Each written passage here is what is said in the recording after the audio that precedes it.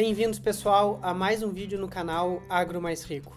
Antes de passarmos para o conteúdo, não se esqueçam de se inscrever no canal, de dar o like no vídeo e clicar no sininho para receber as notificações. Vamos para o vídeo?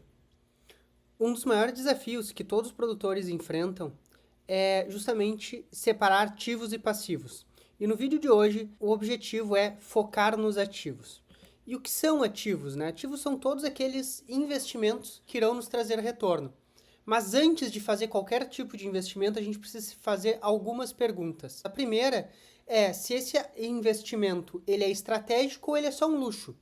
Daqui a pouco eu estou trocando de maquinário, montando um silo, montando um galpão, não porque é estratégico para o negócio, mas sim por questão particular de querer parecer mais do que nós somos. E isso é um grande risco. Segundo, se esse investimento vai colocar ou tirar dinheiro no nosso bolso. Mas aqui a gente está falando em não fazer contas de padeiro. A gente está falando em fazer contas estratégicas. Ou seja, não é simplesmente dizer que, olha, vou montar alguma coisa que vai me custar 10, vai me trazer um retorno, um faturamento de 2 por ano, ou seja, em 5 anos estará pago. Não, nós temos que considerar nesse cálculo todos os custos que nós vamos ter durante a operação.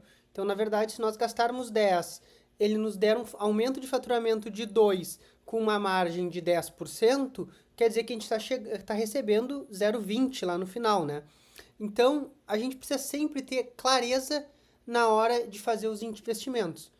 A terceira pergunta é se estou preparado para as responsabilidades. E aqui, quando a gente fala em responsabilidade, a gente está falando de toda a estrutura burocrática que nós temos no Brasil, se nós estamos preparados com a nossa equipe, se nosso time está preparado para arcar com essa nova atividade e se eu tenho capacidade de absorver, de contratar novas pessoas e realmente trago o maior resultado no final. E o último, e não menos importante, é: estou preparado caso tenha algum imprevisto? Eu já estou organizado financeiramente caso eu não consiga ter o dinheiro para pagar aquela parcela naquele ano? Eu tenho um fundo de reserva? Eu estou estruturado? As coisas estão alinhadas para tomar esse risco? Mas isso a gente vai ver mais adiante.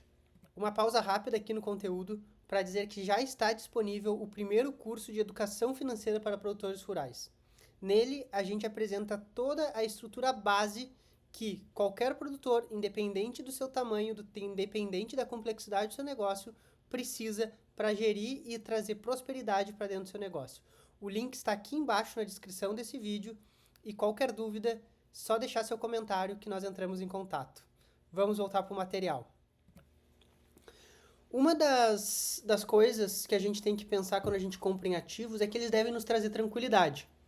E aí a gente vem para aquela velha frase que é: quem compra a terra não erra. Realmente, ele é um ativo que tende a se valorizar ao longo do tempo, mas ele também nos traz a necessidade do aumento da operação, a necessidade do aumento de capital de giro. Então, daqui a pouco eu estou lá comprando uma fazenda, estou me descapitalizando no curto prazo, mas eu também preciso de mais capital de giro para girar essa fazenda. No caso, eu posso aumentar o meu endividamento por a compra de uma nova área. Esse risco a gente tem que calcular sempre ele. Se a gente tem capacidade financeira e operacional para arcar com essa nova aquisição. Consequentemente, a capacidade de pagamento. Mas, no longo prazo, a valorização compensa esses riscos caso a gente esteja bem organizado para tomar essa decisão de expansão de áreas. Outro mercado que a gente também tem que olhar quando fala em ativo, e aí sim trazer tranquilidade, é olhar para o mercado de capitais. Quais são os riscos? Ele é um campo desconhecido para quem não está no dia a dia do negócio. Ele tem um risco alto, considerado alto no curto prazo. Nós precisamos estar preparados para entrar nesse mercado. A gente precisa estar bem assessorado, a gente precisa ter boas referências e a gente precisa estudar sobre os riscos e os benefícios de se trabalhar com o mercado financeiro. Mas, assim como as terras, ele também tende a uma valorização no longo prazo. Talvez não na mesma proporção, mas ele pode ser um grande aliado no momento que a gente pensa em diversificação do nosso negócio, em colocar os ovos não todos na mesma cesta, mas também dividir um pouco em outras cestas. E aqui eu sempre trago a ideia de procurar investir em moeda forte, procurar investir em outras moedas, em dólar principalmente, que é uma moeda muito forte e que nos tira um pouco do risco Brasil, do risco real, né? Uma vez que a inflação nos Estados Unidos se comporta completamente diferente da inflação no Brasil. Mas tudo isso depende basicamente de um caminho, que é a organização e foco no longo prazo.